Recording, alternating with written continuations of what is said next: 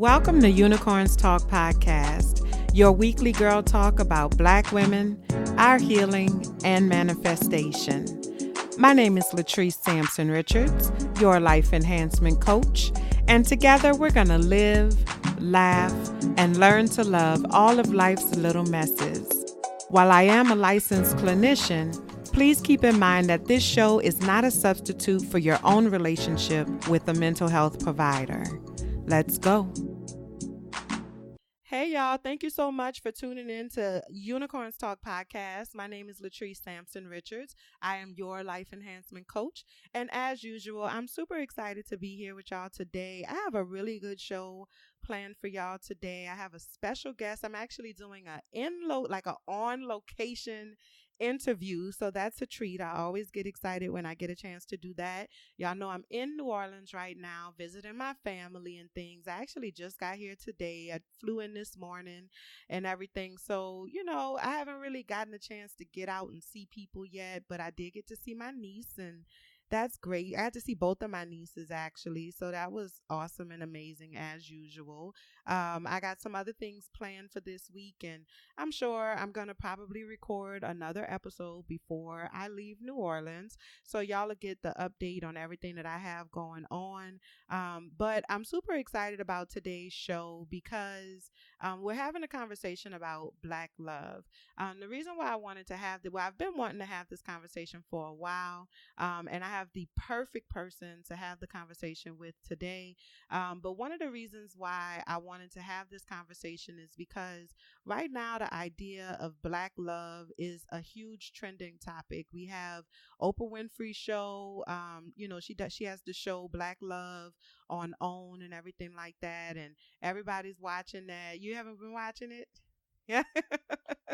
Well, maybe not everybody is watching it, but most people are watching it. I haven't watched the new season yet, but it's on my list of shit to do for real.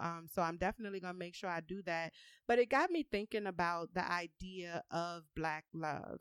And so I wanted to have a conversation because I feel like the idea of Black love that is being pushed in the mainstream right now is a very one-sided view of what Black love is. And in my opinion, Black love incorporates a little bit of everything. And so my guest today is Brother Shaq, and we're going to talk about this.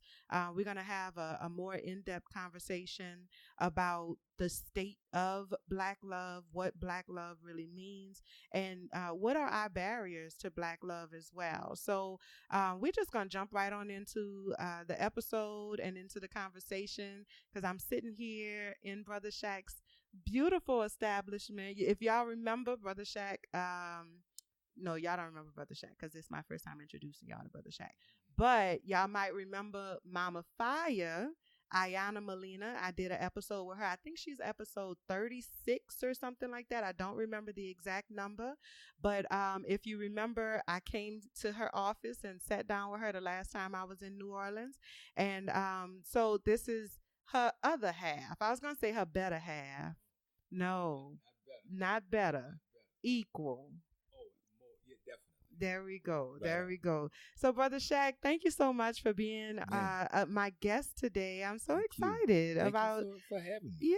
Yes, right for on. Sure. So, go ahead and introduce yourself to the people. Okay. Let them know who you are and what you do.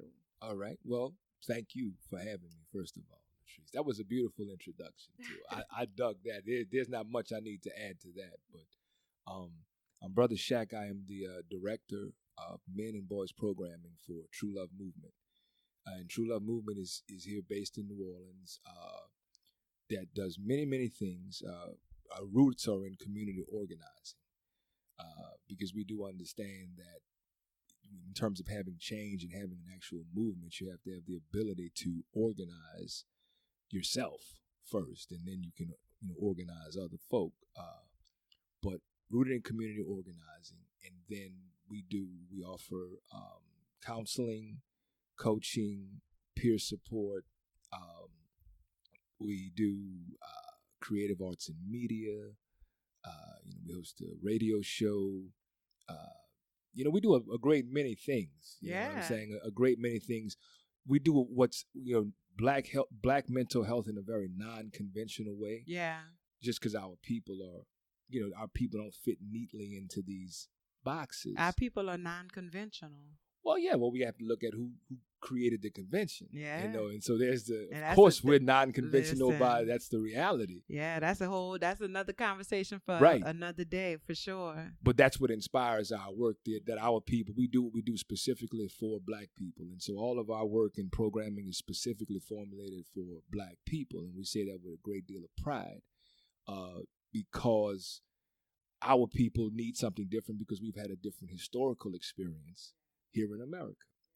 In that, history is one of our,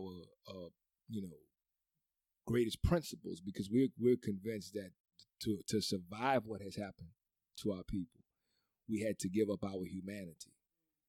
And in doing that, we didn't die, but this is the result of that. Here we are. And so, of course, we're like this. And the necessity to know the collective history of our people here in America is a matter of not being deep, but just that's being sane. So it's a bridge to your sanity to be able to understand, what has happened to us as opposed to what's wrong with us. That's always the wrong question. Yeah. But if you don't know what happened to us, you can only deduce that something is wrong with you or with me or with our people and people who look like us, which then gives you a collective low self-esteem, which shapes your behavior, and of course you're acting like a savage because you've internalized that idea. And so we say that what we're doing is helping our folk get their humanity back, the rehumanization of our people. That's essentially our work. And so we do that with a base in political education. Before we can work on what had happened with you and your mama and your dad and your grandma and all them, we all need to be clear about what happened to us. Yeah. We think that history helps us to gain a real compassion for ourselves and our people. I mean, if you do know the history of how we come to be politically designated as Black, you can't help but have a profound love and compassion for our people, which we think is the base for the work. So we do our work in that vein, as opposed to the white mental health proper, that particular very limited model that essentially says to our people that if you were more like white people, you wouldn't be having the experience that you're having. And so we do something specifically. That's why we do it for us. Yeah, I love that. And I agree with that wholeheartedly. Mm-hmm. My approach is very different than what a lot of my clients are used to as well. And that's right. Even when I was deciding how I'm going to build my business and things like that, I got a lot of pushback from people about specifically indicating that I work with and for Black people. But it weighed heavily on me for a little while because Definitely. On the one hand, green money is green. It don't matter who giving you the money. But then on the other hand, not all money is good money. I don't need all money. And I feel like I have a higher mandate specifically to work with my people. That's right. And so I've learned how to be more unapologetic about that, because that when I tell people all the time, this is what I'm purposed to do. I'm not doing this because I feel like doing it. You know what I'm saying? Like, I don't have a choice. I couldn't not do this if I tried. That's you know right. what I'm right saying? On. So, and that mandate is not only to help all people or like to help people. It is specifically to heal my people. That's right. And I feel that in my spirit. And so, but you put it a lot more eloquently than I ever have. So, but that's one of the things that I really, respect and appreciate about you and Mama Fire, because y'all are very much unapologetic in your approach that this is what we're here to do, and if you don't like it, then you can move around. Right. You don't have to stay around here, and I appreciate that, and I think other people appreciate that too, inside and outside of the community. Right on. And so so I'm really excited. See, y'all can't tell, y'all about to have a good conversation up in here. So if you didn't get your pen and paper yet, y'all know y'all need to go ahead and get your little pen and paper, because we about to have a real deal conversation about some things. Today we are specifically talking about the state of relationships and Black love. It's like I said before, it's a topic that is very trendy right now. It is. Black folk in general is trending right now. Black folk are finally a trending topic. Yes, like that. for real, like worldwide, Black people are trending right now, because I think the world is finally realizing not that we the shit, because they been knew we was the shit. That's why they worked so hard to try to make us believe we wasn't the shit. But I think they're realizing the purchasing power that we have. And so because they are realizing the purchasing power that we have, and they done tapped out all the other markets, now they're putting a focus on us. That's why Black people are trending. And that's just my thought process. That's my analysis of the situation. But nevertheless, Black love is a trending topic right now. And everybody talks about Black love. Like I said, Oprah got the little show. You're going to have to Hulu that or something like that. I got to tell you, we don't have television. Okay. So we haven't ever really had television. So there's a lot of things that we miss. Yeah. Deliberately so. We don't have those influencers. For sure. It's the benefit of it. No, I definitely understand but that. I missed that show, so I don't know. I know what that's about. I'm going to have to find out. So Black Love is basically, it's a show about relationships, marriage, in the Black community. And it's different couples. Most of them are celebrity couples, but they have some of them, they got some of them I never seen, but I'm not really big on television. Right. Like Different levels of celebrity. Yeah. The So it C might not celebrity. be that they ain't nobody. It just might be I ain't don't know nobody who to they. you. Yeah, ain't nobody to me. But it's basically they sit down and they talk about their relationships, and it's supposed to give us like a more tangible view and understanding of love and Black love and the tenacity of Black love, the resiliency of Black love. Okay. But then I think most importantly, the reality of Black love. And so that's good. what I appreciate about the show. I do appreciate that. But like I said before, I feel like the idea of Black love is more than just about, romantic male-female relationships, and that's mostly how Black love gets characterized. And so I wanted to have this conversation about the totality of Black love and what that means, because I know that true love movement, that's what true love movement is about. It's not just about male female hetero relationships. It is about connections.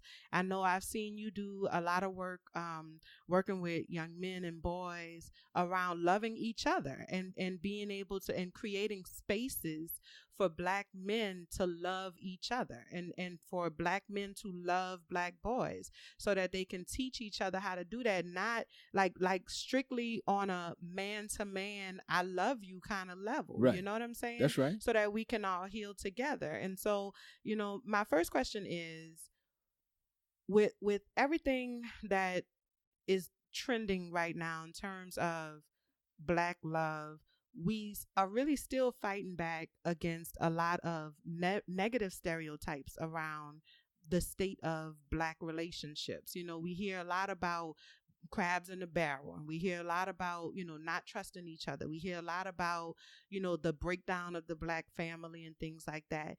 In your opinion, what is the current state of Black relationships in our community? Where are we currently? Okay, that's a great question. I think to measure that would be difficult. But if I have to measure it, we would have to measure it against history. And so, going back to where we started, when we opened up, where did Black folks learn about healthy relating to one another in America? Nowhere. So our base, our foundation of how to relate to one another is rooted in our experience on the plantation. So that's the base. Our visual was the slave master and his wife and his family. We're talking about a man who raped us, black women and black men and black children, who sold us, who profited off of us, who presented us with a religion that edified him, co-opted us into paternalism, perpetual codependent relationship on him, extracted our natural resources, our humanity from us.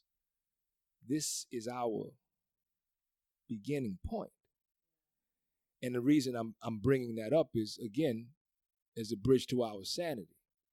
Without the historical context, you can only conclude that black people are just naturally dysfunctional, that we're unable or unwilling to have healthy relationships with one another. But then it goes a little deeper, because if you look at the multi-generational dehumanization process, that, and it's called, Barbara Major conceptualized, it's called internalized racial oppression, which is essentially when you accept the definition given to you by your oppressor and you act it out as if it is your own, because you internalize it. So it's not simply that you heard it and you memorize it, but you really do become that. And that has all these different manifestations.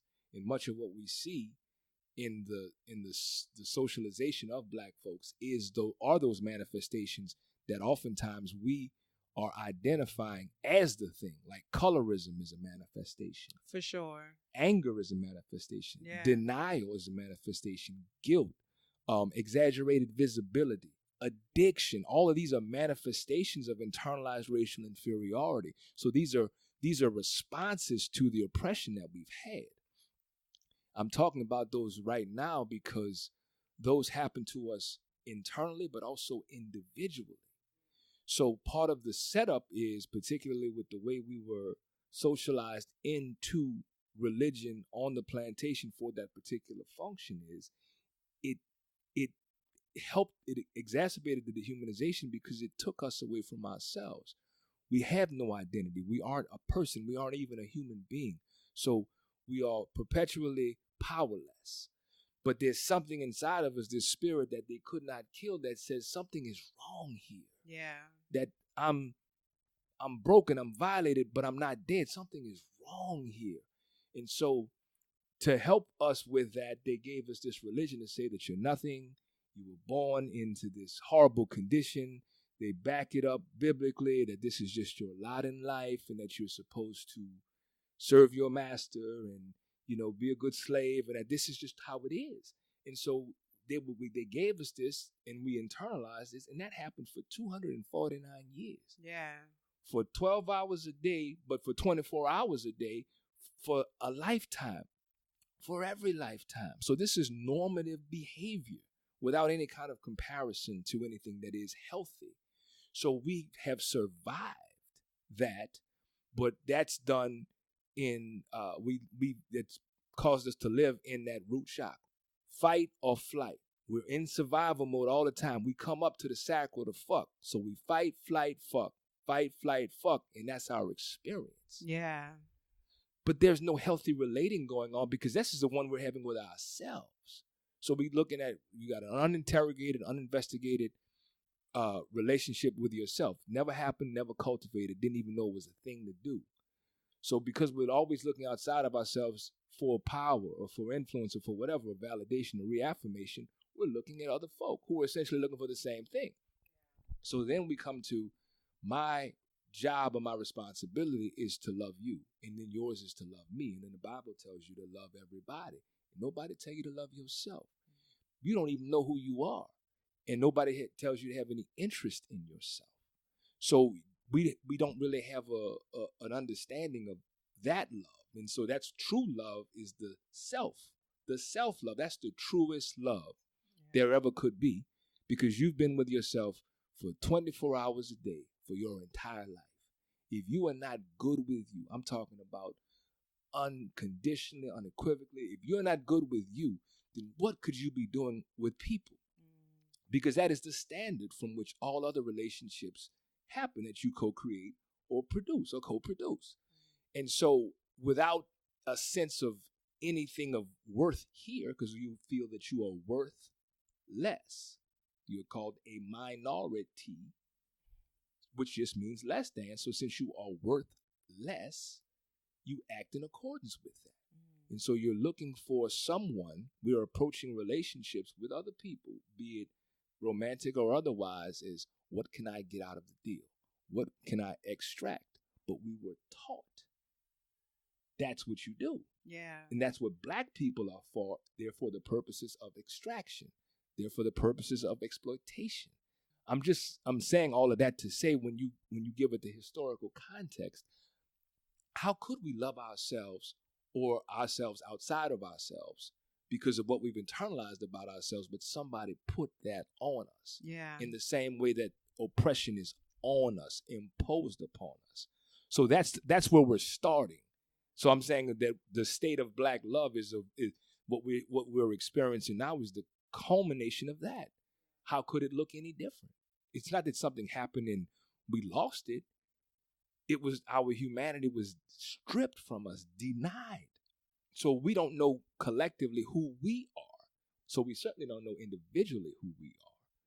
So it's very difficult to co-create anything meaningful and healthy without that basic information. I agree 100%. You know, I have a Facebook group, Trust Village, and you know, I talk to my ladies, and it's for Black women, and I talk to my ladies in the group all the time about self-love. And Trust Village is a safe space for healing and manifestation. And it's all about learn how to trust yourself. That's right. And one of the things that I try to drill into them is exactly what you just said. People always talk about you got to love yourself more than you love everybody else. And when we hear that, we take that to mean fuck everybody else. Right. You know what I'm saying? Like we take that to mean fuck everybody else. If you ain't doing this, then fuck you too. You know what I'm saying? But the reality is that isolating yourself is not loving yourself. Right. That's not what loving yourself means. That's not what loving yourself is. To know yourself. That's right. Is to love yourself. Indeed. You get what I'm saying? Indeed. So when I'm teaching them, you know, I'm all about teaching like steps. You know what I'm saying? Right, because it's like a process. Really, it is a process, and I try to break information down in palatable pieces. Right on. And so I take them through this process of what I call, you know, self-indulgent. Right. How do you rebuild trust? You need to indulge in yourself. That means you need to know yourself better than anybody else could ever assume that they know you. That's right. You need to know everything from your favorite color to your favorite food, to how you feel about children, how you feel about relationships, how do you want to be treated in a relationship? That's right. What do you consider to be inappropriate? What do you feel is disrespectful? Like you need to know yourself. Do you like sushi? Do you not like sushi? What do you enjoy? You know what I'm saying? Sure. Like no detail is too small of a detail, because the only way for you to love yourself is to know and understand who you are. Right. And so I wholeheartedly agree with what you're saying. We are so disconnected from who we are because it was strategically created and done that way. That's because right. if we ever Don't say if. I'm saying if we ever really figure out and understand who we are individually, we're going to shut this shit down. And they know it. That's why. Yeah, absolutely. So I wholeheartedly, definitely, you know, agree with that 100%. In this whole notion of thinking in terms of, I mean, the reason, like you said, we think about, if I love myself, that means fuck everybody else, because we've been socialized in America through competition. And it's a very dichotomous reality. So that says that if I love me, then I can't possibly love you. So it's this either or concept, which isn't our thinking. As the Black folks that you just described, as you said, if we ever, and I'm counting on that we will. I know that we will. I agree. But as we, the language I use, as we come back to ourselves. Like we are rediscovering. We teach it as remembering. But really breaking that down, the word member as a verb means to assemble. So we are reassembling. And so if we're reassembling, that means it's in there, which is conversely different from the ways that we are taught externally about education. So that's part of that's what getting your humanity looks like. And that's an act of loving yourself. That's the verb. The act of loving yourself is doing that particular work on yourself. That way you can recognize yourself in your brother and your sister. But until that happens, you're really irresponsible for being around people because you're going to rub up on something tender, not meaning to, but you don't have a reference point because you haven't done that for you. And if you won't do it for you, the person who you've been with for your whole life, why would anybody else? And why should anybody else? Not only why, but how. Boom. You know, how could anybody else? How can I give you the love that you need if you don't know the love that you need? If you can't even provide that for yourself, then how can you even communicate to me what it is that you need? Exactly. You get what I'm saying? So the question that I was trying to suppress, but you know that thing is going to come on out anyway. You know what I'm saying? The spirit move. So I have this thing where like it really bothers me when I hear people say, you know, this idea of unconditional love. Okay. And they talk about how love is supposed to be unconditional, meaning that no matter what you say, no matter what you do, I'm just supposed to love you anyway. And to love you unconditionally means to allow myself to be mistreated and to allow myself or to deny myself of the love that I need because I love you. Oh, yeah. And that if I'm not allowing you to do whatever you need to do, then that means that I don't love you. And so I get really frustrated with the idea of unconditional love because it's a fallacy. Okay. Unconditional is a fallacy. And it's when you put those two words together, I think it creates a very dangerous paradigm because what you're teaching people is that basically you have to martyr yourself in the name of love, that you have to put the love of someone else ahead of the love of self.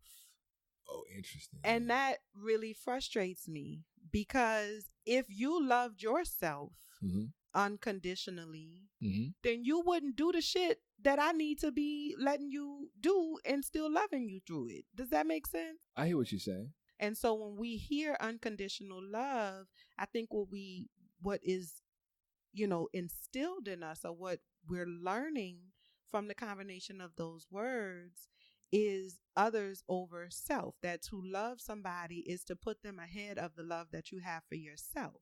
And I do not agree with that. And so what is your idea or what are your thoughts on the idea of unconditional love? Man, that is a fabulous question. I like that one. I mean, of course, I like them all, but that one, you ask me one that really gives us a tremendous opportunity because I think that I hear you. I totally hear you about the unconditional love or the concept being a fallacy in the way that it's been sold to us. I think I would offer this because this is the way we talk about, because we talk a lot about unconditional love, true love movement, but it isn't defined in the terms that you laid out. Yeah. Not that it's vastly different, but that it is in fact love without any kind of conditions, no caveat. It's applied, however, to ourselves. It's not an exclusion of other people, but it's our personal responsibility. So, every good thing that has ever happened to you, you were there. Yeah. Every bad thing that has ever happened to you, you were there. Yeah. And now here you are. So the thought is, if you do not or cannot love you through every one of those moments, I'm talking about a matter of capacity here, then that's the beginning of where the trouble is. Meaning, I don't love myself through all of those things because I have gotten the sense that something's wrong with me for someone to have done that to me, or for me to have had that experience, and so I'm less than, and so that what that does is places you at a deficit. You're lacking something. You've decided, based upon your experience, that something is lacking in you. And since something is lacking in you, and this is where you begin, whatever you're missing must be outside of you. And therefore you go searching for that. So you search for that. Yeah. Whatever you think that thing is, by utilizing the relationship that you're having with other people, whether you need them to reaffirm you or whatever the case is. Right. Because you haven't done that for yourself, though. And you've had 24 hours a day for your whole life to do it, but you've decided that you're not lovable in that way. So now that you're out here at a deficit, what you're doing is you're handing the responsibility to love yourself unconditionally over to someone who's also not done that for themselves. Yeah. So then we talked about the conventional thinking becomes, well, my duty and obligation and responsibility is to love you. Yeah. And yours is to love me. So thereby, if and when you aren't loving towards me or loving me in the way that I'd like you to love me, I can be a victim.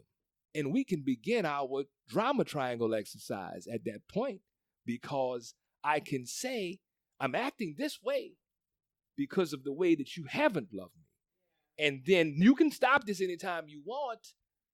So now I'm trying to control your behavior because and this is all rooted in this deficit that I've conceived that I have because I've spent all my life with myself, and I've determined that I would love myself had this not happened, these conditions.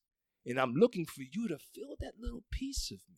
So we're saying, true love movement standpoint, the unconditional love is the true love.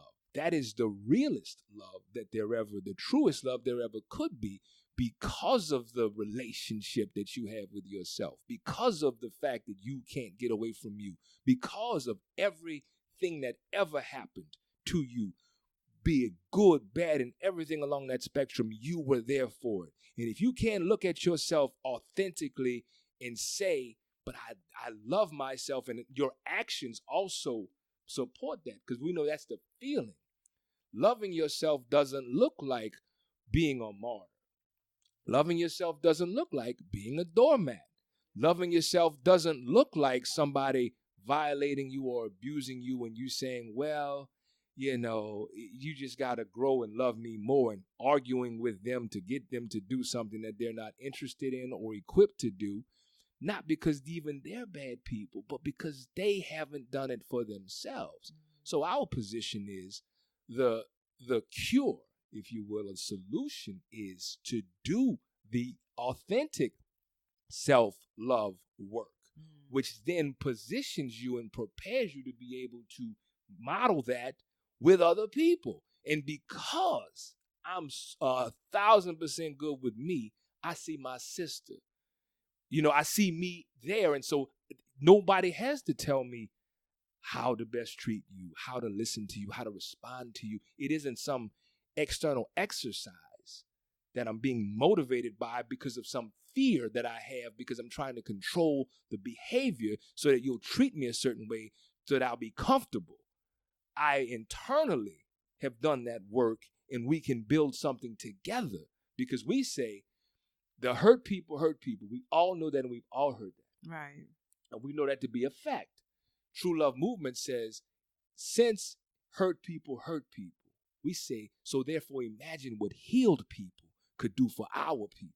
Yeah. And so that is our work, and that is our mission, or that's our hashtag, because we understand that it does begin and end with the self and the unconditional love that you have for yourself, because of the journey and the exercise that's required for you to actually interrogate and investigate and uncover who you are, why you even matter in the world, like why the planet's going to be different because you are here and have been here. Right. Essentially what you said on the opening, your purpose. When a person is clear about that and they're moving from that space, they are authentically creating everything that happens around them.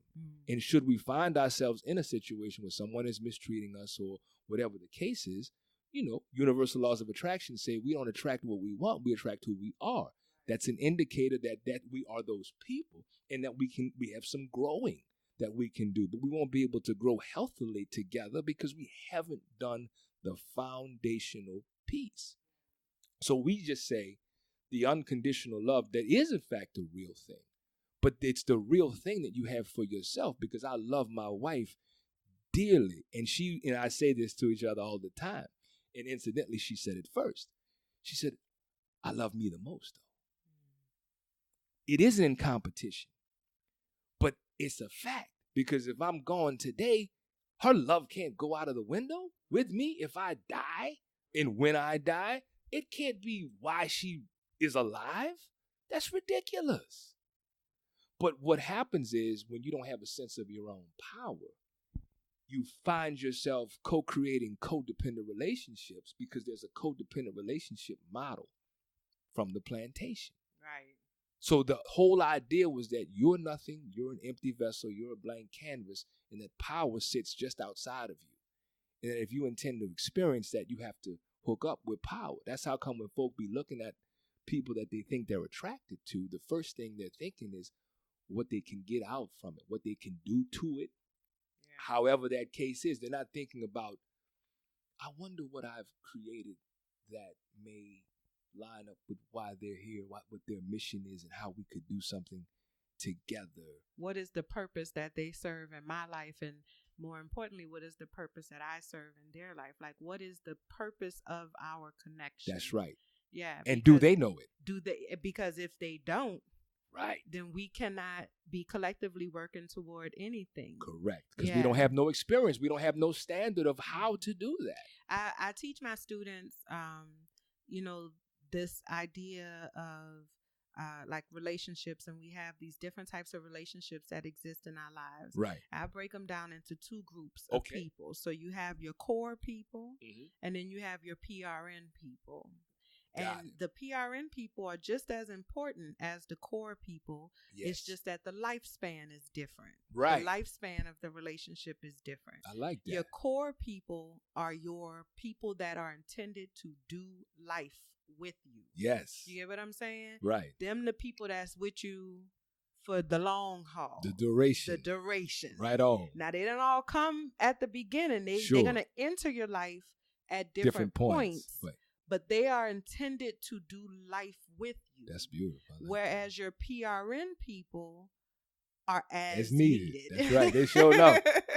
You see what I'm saying? They dip in, they dip out. But that doesn't say anything about, it doesn't speak to their level of importance in your life, because they enter your life for a specific purpose. That's right. And that is just as important as any of the core people that exist in your life, because they have come there specifically to teach you a lesson that you need for you. Definitely. Not for the good of others. They teaching you a lesson that you need. That's right. You get what I'm saying? Oh, yeah. And so those PRN people are just as important. But when it's time for them to exit, we need to allow that exit to take place. I think a lot of us that's where we fuck up. You know what I'm saying? Because we be trying to hold on to the PRN people way past their expiration date. Mm-hmm. And it turns sour. Sure. And that's when we start to experience all of this hurt, and like this perpetual kind of hurt, where it's this chronic over and over and over kind of hurt and pain, because you're holding on to somebody who's past their expiration date. You know what I'm saying? So I definitely I'm here for that. All of that. All of what you just said, all of what you just put out there into the atmosphere. Well, I know it was different from what you said. And I wasn't knocking, I wasn't trying to say what you said No, wasn't it. I was that's just giving a different perspective. It is to a see different if it perspective. expands No, it does. how you And think it did. about it. It did, because I had not considered that side of it. And I think that's because anytime that I have heard the concept of unconditional love, it has always been used in the context of others. Right. It has never, ever, ever been used in my experience. realm, my experience. Right.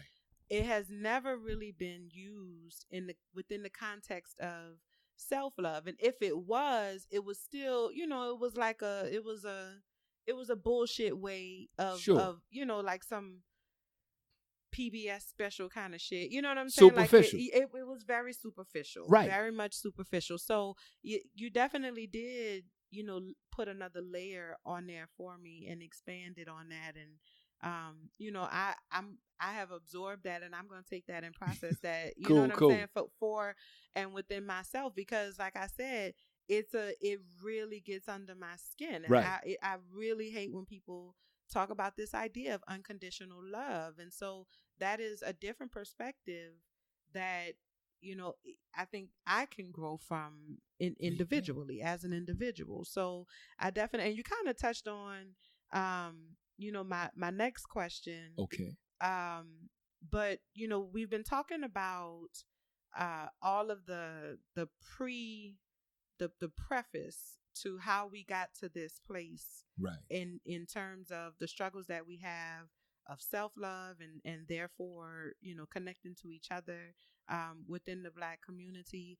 What do you see as the number one or the biggest threat or barrier to creating healthy relationships in the Black community? What is the thing?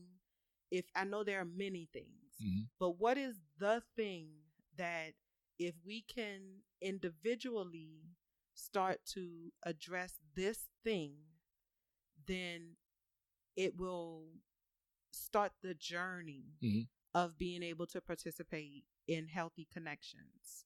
Man, that's the easy question. Yeah. Because that's the self. Like, meaning, you said, we're bullshitting. People are bullshitting in bullshit relationships. So because we haven't done the real work here, we're not capable of having authentic relationships with other people because we haven't created a personal model for that. Yeah. So that's the real hurdle, that until we are able to cultivate an authentic relationship with ourselves, and that will happen through the unconditionally loving ourselves process, because so much shit has happened to us. It's oftentimes we seem unlovable even to ourselves, but because of the socialization, not because of it's really true. This morning in the shower, I was thinking about, and I don't know if it's biblical because I'm not a Bible scholar. I've read a few and studied, but there were a meme floating around. It has been for years. It says, "I don't look like what I've been through." Yeah. Now, you've seen that. Yeah. Right? Now, I was thinking how deep of a statement that was. It is. Because, and I was thinking of how that resonates with so many of us, that I don't look like what I've been through. But it got me to thinking that is also the place, the actual location, possibly, where we are disassociated and we have been co-opted into superficiality for survival because of the power influence of appearances. Pause for just one moment. Okay. And explain to me and to my listeners, what do you mean by disassociated? Disassociated meaning we're not connecting these things that are very, very there. They're there, they're connectable, but there's a dissonance, there's a gap there. Mm-hmm.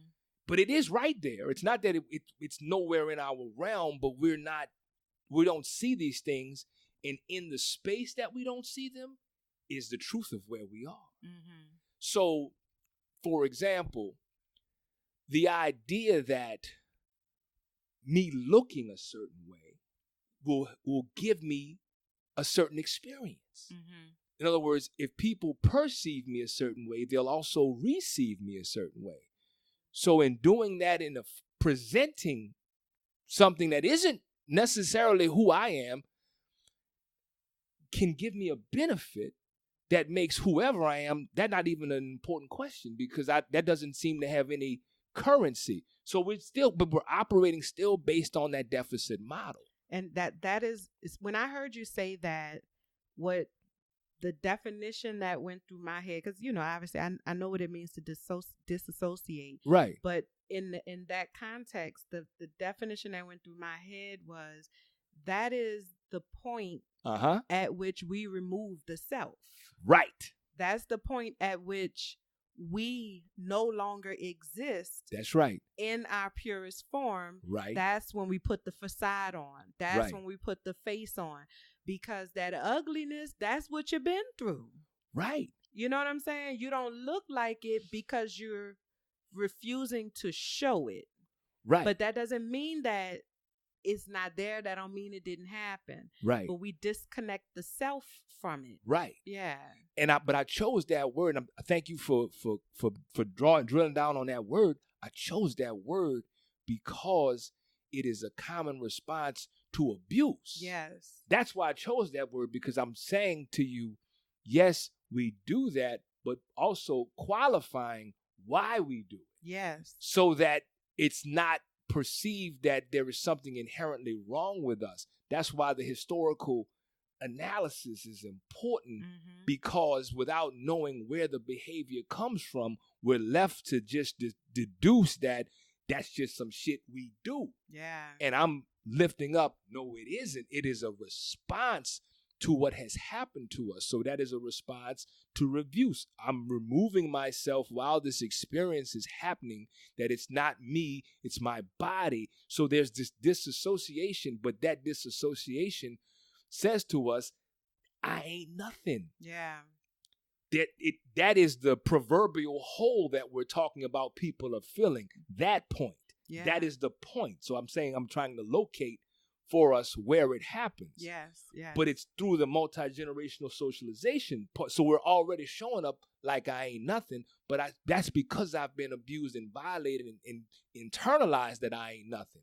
But that sets me up for these kinds of behaviors, these kinds of ideas, because myself does not exist, because I have been dehumanized multi-generation. That's why our work is in the rehumanization process, because until that happens, you can't healthily move through. You're looking for it on the outside of yourself. So that's the danger. When you were saying earlier, you were talking about like how there's this void and there's this emptiness that we're trying to fill, and when we disassociate and we remove the self, at that point we are empty, because the self is no longer present. We are a hollow shell. Yep. You get what I'm saying? And so we are empty at that point in time, and we're at, just kind of going through the motions. Right. You know what I'm saying? And trying to fill that space with anything but the self. Sure. Because at that moment, we view the self as not worthy of filling that space. Because of how we've been conditioned. Absolutely. Abused. And abused. That's it. Because of how we've been abused. Yeah. So that's why it's so difficult for us to love ourselves, because if I was lovable, they wouldn't have did that shit to me. Yeah. You see what I'm saying? I do. So that's what we sitting with. That's what we've internalized.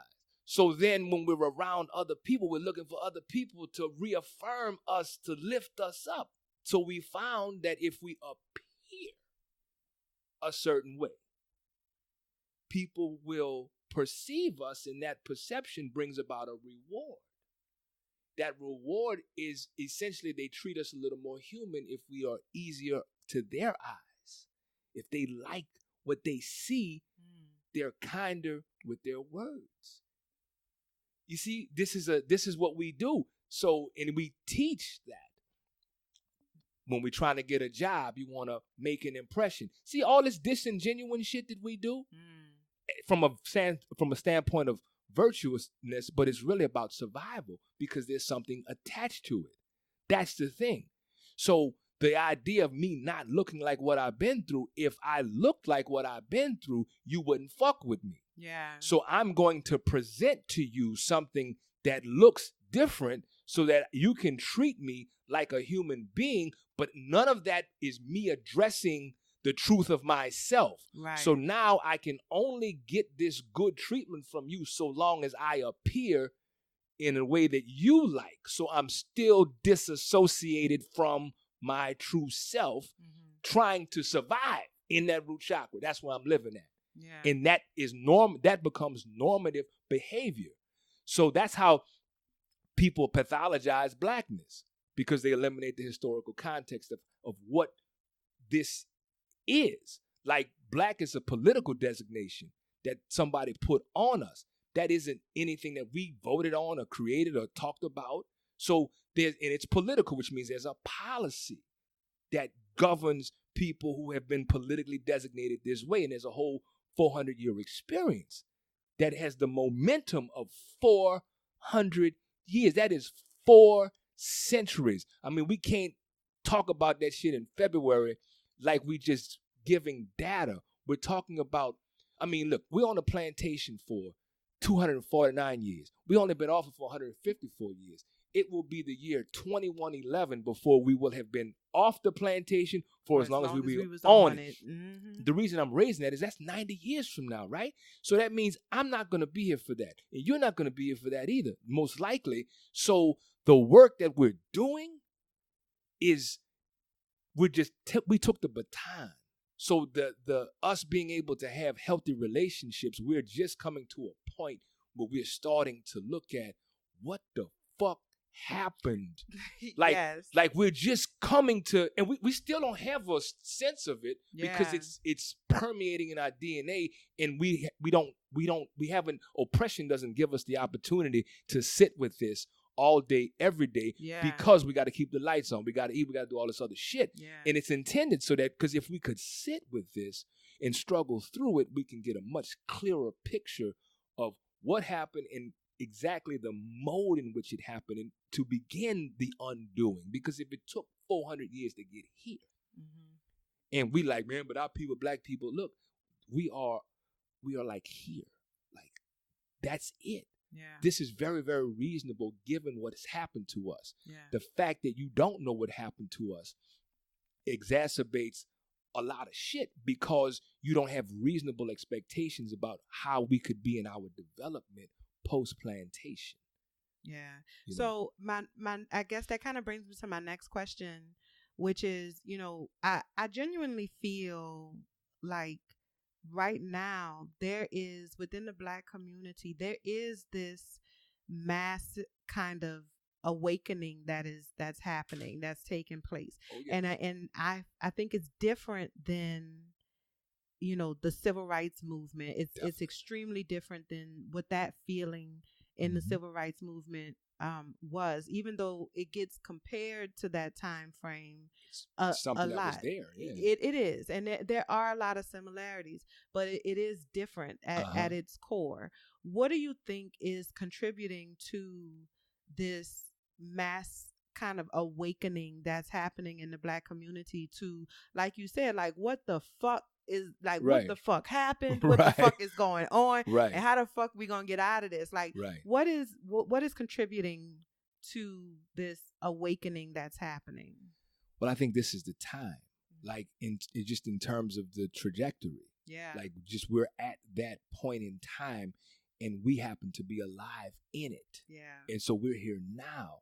That's why we say the self-discovery piece, the reason why you're here, like the reason why you're alive and what will be different on the planet because you exist in this time, is the paramount question for all of us, because what we do now is it's a relay. Like they have handed us the baton. Like you take civil rights. So civil rights, many of our people in the struggle who I've been, honored to know and know well and sit at their feet and listen to tell me they fucked up. Mm-hmm. They say, man, we fucked up. But at the time, it seemed like the right thing to do because they had gotten what they were handed. You see? And they were trying to do the best they could what they had, thinking about us. So they were looking for civil rights. They stopped short of human rights. Yeah.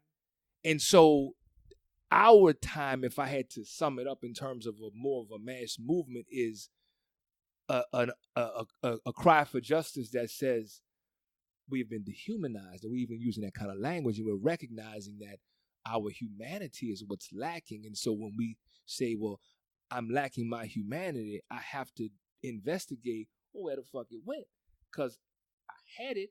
So if I don't have it, where is it? Who got it? Who moved it? Because I didn't give it away. Right. And so then that forces us to interrogate all these other circumstances on how we have come to be in this condition. So we're at a point now of developing an analysis that is going to take us out of here, meaning our lifetime out of here. And my thought is that analysis will again be another rung or another leg of the journey for those who our descendants to build upon. So I think that it's irresponsible for us to either underestimate our impact in the world right now or overestimate our importance, because the things that we may visualize in terms of the equitable, utopic kind of thing is not going to be in our lifetime. And if we are cowards about that and sit on our hands and say, well, that's bullshit because I won't have that shit, I deserve that shit, then what we do is we prolong the suffering. And I operate in this way. Whenever I'm anywhere, but most of all when I'm alone, I remember, and I even say this when I'm talking to folk, whether we're talking 1, 2, 10,000, don't matter. It's the same thing I say to the room.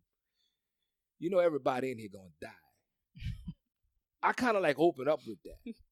Motherfucker be like, damn, bro, Shaq, what the fuck you hitting me up with that? Damn, right? Everybody gonna die? Let everybody. All you motherfuckers. Yeah. And me too. Yeah. And for some of us in this room, it might be today. Yeah. I mean, I start right the fuck there. I do that because I live my life with that kind of intensity, because I know one day that's going to be the case.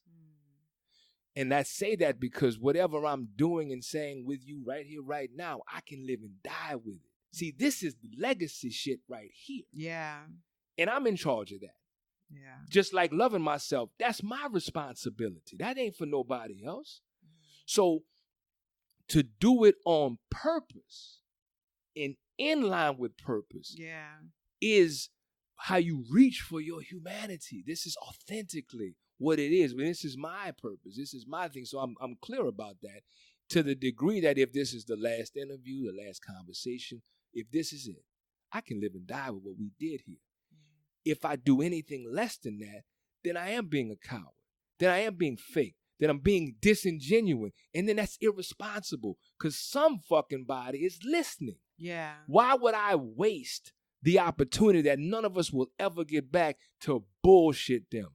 I would only do that if I didn't love myself. Thereby I couldn't love them. So I understand, again, not overestimating our value, but certainly not underestimating our impact. Yeah. You know what I'm saying? I like do. The difference in that level of intention. It was maybe back 2009, really. I came into that space of understanding my power in a way that I hadn't. It was very transformative. And it was part of a process, not an event. It was a process. And the core people that you talked about, Mama Fi talks about those as your concentric circle, had helped usher that in because I called them into my life. And so as I got to that point about, look at how masterfully I had done that. I co-created this experience. I was intentional about it. I need to be intentional. I started talking about that, being intentional. All of my lectures and all that shit was about being intentional. Social media hashtags, being intentional. And I was really in that space, and I saw that because I understood the vibration of that in how it manifested in my own life. That was a sense of my own power. It wasn't ego. It was intention. It was understanding the impact of it. So I saw what I could create, understanding my purpose. It was a responsibility, but it was rooted in me. That was the foundational. And so the idea is, for me, helping folks our people gain a sense of their own power. And I can't do that. And that won't happen until they love and accept themselves fully, authentically, and unconditionally by way of a process, because they didn't come out of that in an event. Yeah. That was also a process, and it was a multi-generational process. So some of the work we do is multi-generational healing that we do with families. Yeah. Because, the previous generation, if they're still alive, there's some things that we need to fix, that they need to fix. Yeah, some mending that needs to happen. For their humanity. Yeah. So that they can gain a sense of their own power, because that's what I'm saying. That's why we're all hurting and re-stimulating that trauma within one another, because we haven't interrogated this. So all of my things essentially start and end here, because I realized that really is the power and where power is. And that power and that orientation isn't something over someone to control them, but rather the potential to be a creative, the potential to create. That's power. The definition of power I like is the ability to define a thing and cause others to accept your definition of that thing as their own. That's power. That's the power that I'm talking about, and we can substitute thing for you. The self. For the self. To define yourself. Yes. And have that definition be accepted by others. Correct. I share my own personal journey with my listeners, with my students. I know, with everything. I heard, You were like you were saying, like that was your journey as well. Like as I grow, that's what I tell my students all the time. As I grow, I'm going to teach you what I'm learning. That's what I'm saying? And I think it's important not only for us to author our own stories. I don't want nobody to come in and try to tell you my story. I want you're going to get my story out of my own mouth. So I share my ups and I share my downs. I have some episodes. Sometimes I come to the mic and I have a show planned out with questions and shit. You know what I'm saying? And then sometimes I come to the mic and I'm like, look, y'all, I just need to talk to y'all today. You know what I'm saying? Because I am in a place where I need to purge. I need to share what was happening in my personal journey. That's right. And you said something a few minutes ago. You said that's not like understanding the power that you harness, and how that power moves through your purpose. That's and right. You said that's not ego.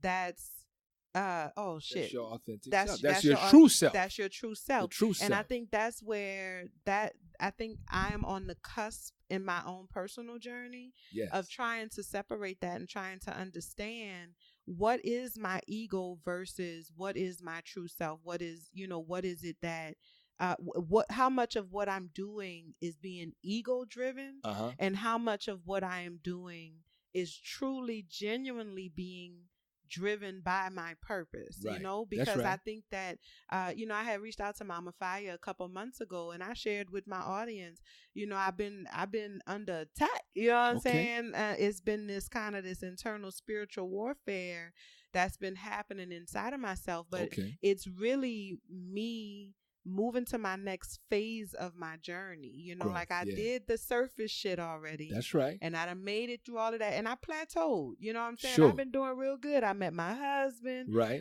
You know what I'm saying? Like, Right. based off of the work that I did in round 1. You know Right what I'm on, saying? right on. And so now here we are in round 2, and it's coming hard, you know? Right. And I have been having this internal kind of struggle with trying to figure this step out. You know what I'm saying? And I think that ego, the word ego, when I'm by myself, like you said, you know what I'm saying, in the shower, you know, doing my thing in my own personal presence, that's when that word comes up. And but I haven't really been able to wrap my head around it. You know what I'm saying? And so that's I think where the work is for me right now at this point in my life. And we talked about, you know, I guess to kind of bring this around full circle, you know, my last question is gonna be, you know, so how do we support each other in our individual journeys to get us to that place collectively? Because like I told you, I'm going through my journey, and I reached out to Mama Fire. And even though I know it was an inconvenient time for her, I didn't know it at the time. Sure. But I didn't know who else to call. Right. She was the first, like, you know, she was the person that came to my mind. Grateful. And we don't just talk like that. You know what I'm saying? Like, she the homie, but we don't just pick up the phone and call each other like that. You know what I'm saying? And so, but for whatever reason, she was the person that was put on me to call. And I'm talking about, I was sobbing, I was ugly crying. I'm talking about snot was coming out my nose, sitting on my sofa, like, you know, in pieces. Like, I don't know what I'm asking you for, but I'm asking. Sure. And I don't know how to ask you for what I'm asking you for, because I don't know what I'm asking for. Sure. You know what I'm saying? Right. And she showed up for me. Right. You know what I'm saying? She showed up for me, and she gave me a word that really helped me get through what I was dealing with at that point in time, which was a major shift in my own journey. And so how do we show up for each other in our own individual journeys that moves us collectively closer toward this, you know, this true manifestation of Black love, which is this love for self? Okay. I think that, you know, I don't want to sound redundant, but it really is, we can't show up for anyone until we've shown up for us. Yeah. We don't even know what showing up is about. It's rhetoric, really. Yeah. You know what I'm saying? Yeah. And sometimes you don't find that out until you may be called upon to show up, and then you realize you don't have it. You don't have it to give because you've never discovered. You know what I'm saying? Yeah. So again, doing that work, that personal work, positions us to be able to help folks on there along the way. But there was a sister, a beautiful elder who came, you know, I had the pleasure of visiting with from some time when I lived out of town, and she happened to be a counselor. And she says, you know, she would always say, at the end of the session, she would say, be gentle with yourself. And that stuck with me in a profound way. Rosalind Harris Offord, she's somebody you should look up. She was incredible, groundbreaking. She was one of those Black women who was the first Black woman to do, you know, as an LPC, blah, blah, blah. But being gentle with myself and understanding what gentle was. Yeah. And that as a Black man, that I had gentle in me. Again, this is about us getting reacquainted with our humanity. Was profound and life-changing. Because having a collective low self-esteem say, I don't deserve gentle. I don't get gentle. My ancestral member on the plantation, we ain't got time for gentle. We talk rhetorically, but actually very truthfully about our staunch belief in this value or virtue of tough love. And we practice what we define as tough love with our people. We say to you, I ain't gonna sugarcoat it. We say these types of things, which is just indicators on where we are with ourselves. Because don't nobody want to get hurt, beat up. Not really. Nobody really wants that experience. But when you don't have a sense of your own power, and you've been fucked over your whole life and all your ancestors' lives, that becomes your normative life experience. So then you determine, like in the course of any abuse, this must be who I am, who we are, what we deserve, and how it goes. So that's your coping. You don't really have any coping mechanisms, skills, or strategies. So the concept of being gentle with someone else, there again, how can I really be gentle with you if I don't know what the fuck gentle is? Yeah. I mean, for real, like, it's just lip service. Like, so in order for me to know what that is in myself, I have to do that. And then once I do that, I recognize you like me. You are me. So there ain't no separation between us. There ain't no policy for how I deal with you that differs than how I deal with me. Yeah. So I intuitively have something to draw from in my intuition because there is something there that I've actually decalcified my pineal gland at that point, and I can draw from my intuition to use it and show up the way I'm being requested because there's something in here that I can draw from, and I have an abundance of it. Yeah. Not a limited amount because I'm not operating from a deficit. I'm not operating from lack. I'm not operating from scarcity. I'm not operating from fear. I'm not operating from ego. I'm clear that I am not presumptively adversarial to everything outside of me. See, that fundamental shift right there, because our experiences taught us that everything is dichotomous. So either if you ain't for me, then you against me. So that means that we're adversaries. Down to, and I know we didn't talk about the male-female relationships deliberately because you wanted to expand from it, but oftentimes the way we've all been socialized, and I ask people, I kind of set them up for the question, but I say, part of the challenge is men and women, we opposite sexes, right? They'd be like, yeah. I said, no, we're not. We're not opposite sexes. Like, Brother Shaq, fuck you mean? We're complementary sexes.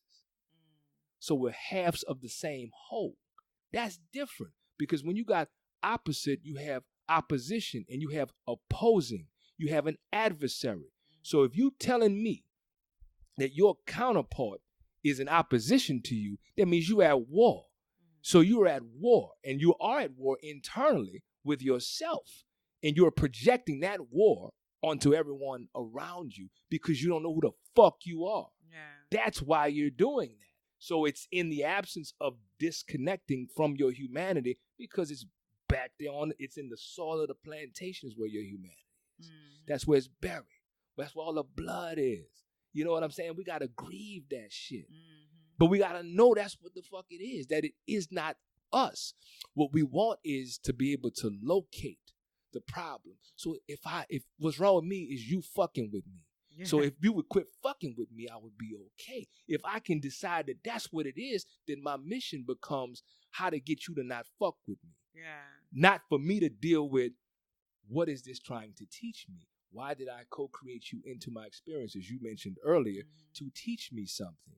You see what I'm saying? So it's very disorganizing, disconcerting, and exhausting not exploring and discovering and loving unconditionally yourself.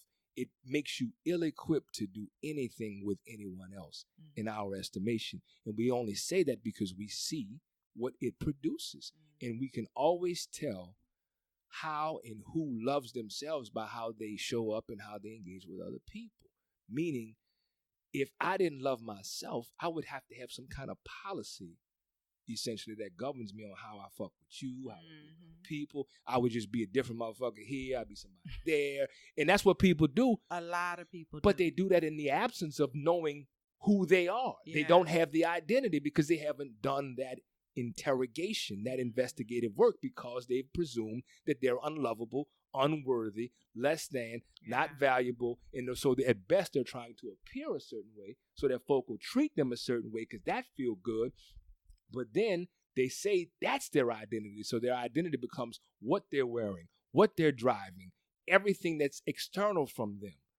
Black people, black children tell us they feel better when they're wearing Gucci. They feel better, like they literally feel better because they have conceptualized and internalized that they are bad. Black is code for bad, just like white is code for good. Because when you tell somebody, oh, I live in a good neighborhood, I mean white people live there. See how that's code? I go to a good school. That's white people go there. I got a good job. White people are there. So we have been socialized, unbeknownst to us, that white, well, that good is code for white, which would mean that black is code for bad. Yeah. And since I don't want to be that, I got to put on something else, exterior, appear, so that I don't look like what I've been through. Yeah. So what if we was real? What if we look like what we've been through? You see how that would evoke some compassion? You see how when you talk about, I talked to the sister, I didn't know y'all talked, I don't know what y'all talked about, but the deal is she was able to show up for you because she's a real person who has real feelings, who has had real experiences. Put them in 2 books, by the way, but also so she's an authentic person, not for you, for her, which is not in adversarial relationship to you, which is not in opposition to you. It is a compliment. The yin, the yin and the yang in terms of the masculine and feminine, but in that dichotomy, these are complementary things. Yeah. But we can't be complementary if we don't know who we are. I can't contribute if I don't know what I'm bringing. I can't do that. So I have to spend time with me. So I got to love me. And I got my whole life to do that. So that's the work. That's the mission. And, and I definitely agree with that. And I think that sometimes the best thing that you can do for somebody is to give them the space that they need to heal. Right. You know what I'm saying? If there's nothing else, like if you're not on your journey, or if you are on your journey, right. I always, I tell my students, allow people to take responsibility for what's theirs. That's right. You know what I'm saying? You can't swoop in and try to make it all right. You can't, stop them from falling. You can't hide them or prevent them from experiencing those negative feelings. Allow people to take responsibility for what's theirs. That's right. And if you are not capable of showing up because you still have work that needs to be done, then the best thing that you can do in that moment is tell them that. Right. You know the what truth. I'm saying? Tell them the truth. Right. I'm broken. I can't give you what you're looking for. Right. Whatever it is you're looking for, you're going to have to find that within yourself. I can't do that for you. You know what I'm saying? That's right. And so I guess, that I agree with what you're saying 100%. Right. And I think that we need to, say that. Say the truth. Because even in saying that, it brings about healing for ourselves, because the only way that you can say that to somebody, the only way that I can say to you that I can't give you what you need is to first acknowledge that I don't have it to give. That's right.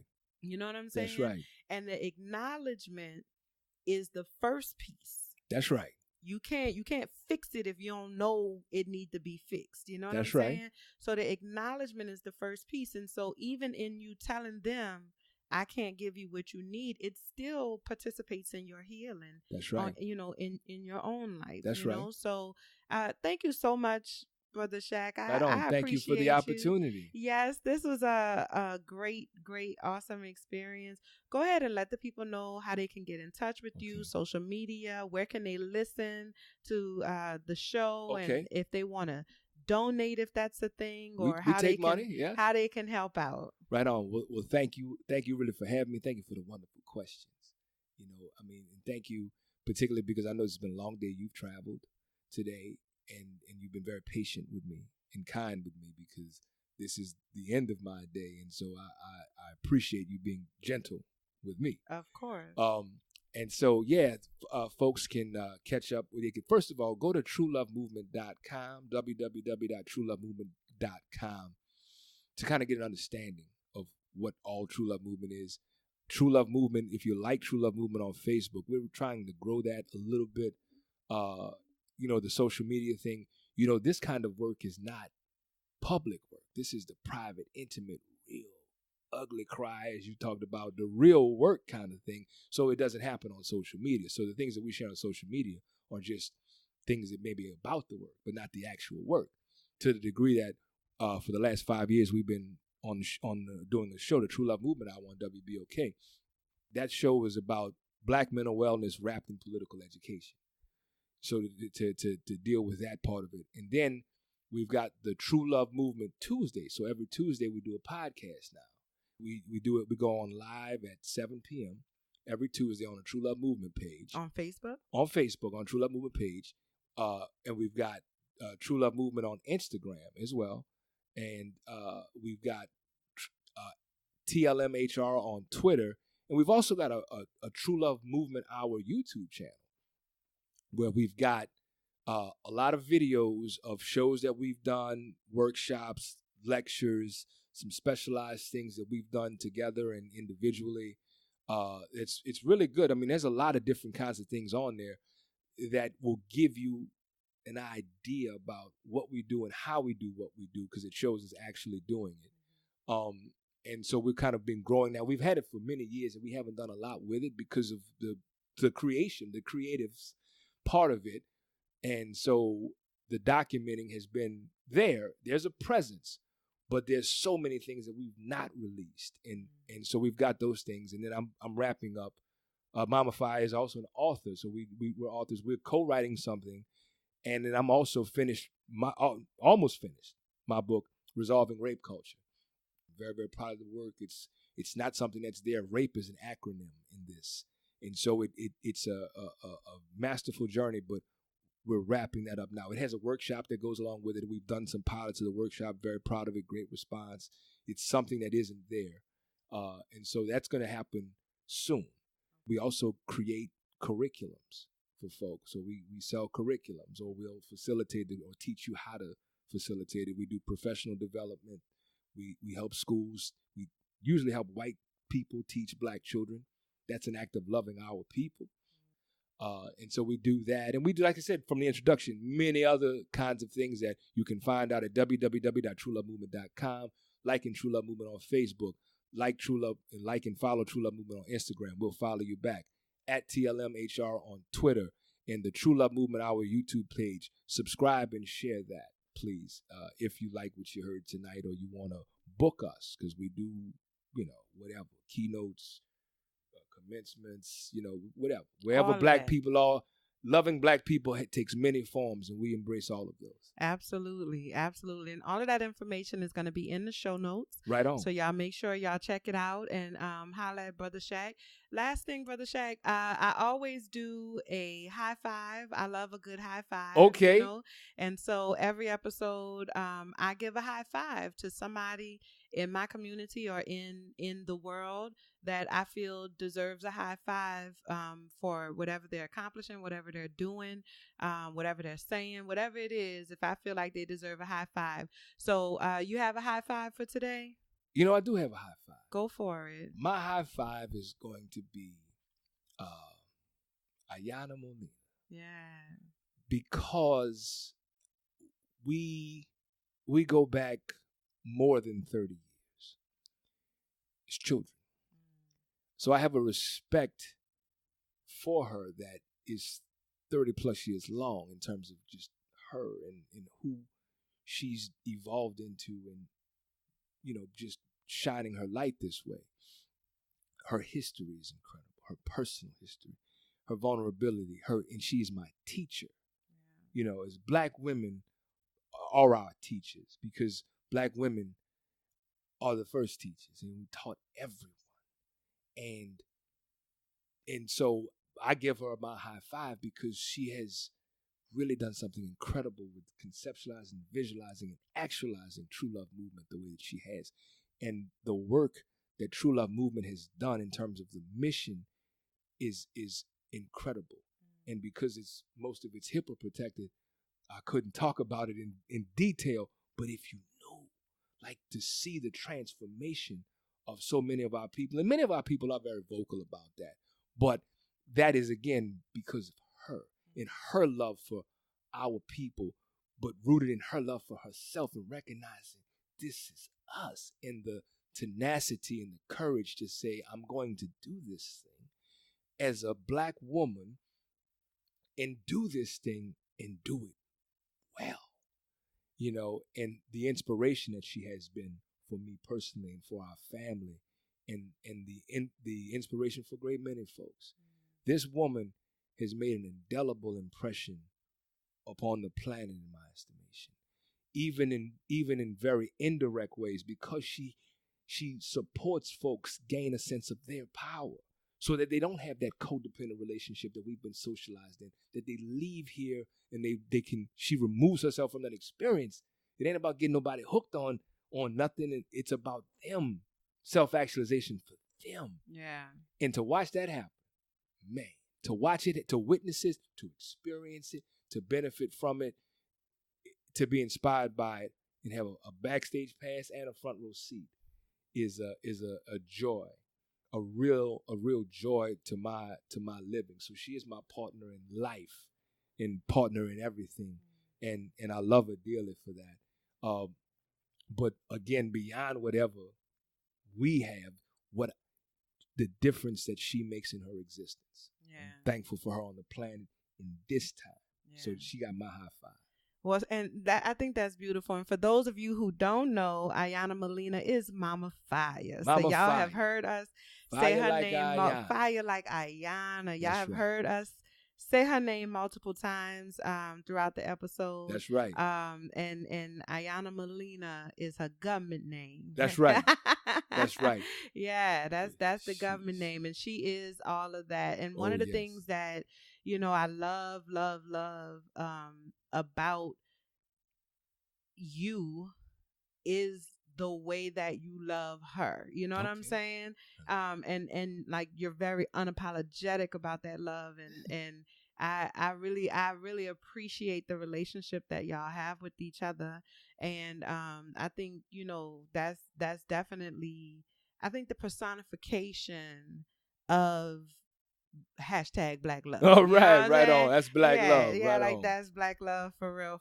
So I second that high five, which means that Mama Fire gets a high 10. She got today. A big 10. She got a high 10 today. Right on. Yes. Thank you so much, Brother Shaq, for coming on the show and being a part of this. I'm excited about just seeing everything that True Love Movement is doing and continues to do. And if I can help out or be a part of it in any way, shape, form, or fashion, call my number, ring my phone, whatever it is. I'm down for the cause. You know what I'm saying? Whatever it is. We appreciate that. I'm down for the cause. We are part of it. Like I said, True Love Movement is us. It's all of us. It isn't this thing over here. It's us. Yeah. It's just really us for real. Yeah. It really is the collective of us. As they say, in real life. In real life. Right on. All right, y'all. That's all I got for y'all today. Thank you so much for tuning in. I sure do appreciate y'all. Y'all know you definitely go over and join my Facebook group, Trust Village, a safe space for healing and manifestation. Make sure that you head on over to LatriceSampsonRichards.com. Sign up for my newsletter so you can stay up to date on everything that I have going on. Follow me on all of the socials, Facebook and Instagram at Latrice Sampson Richards.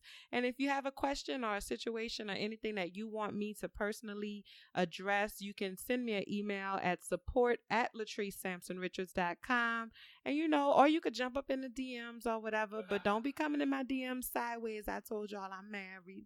So that's all I got for y'all today. I love y'all and I appreciate y'all. Until next time, be well. Bye, y'all.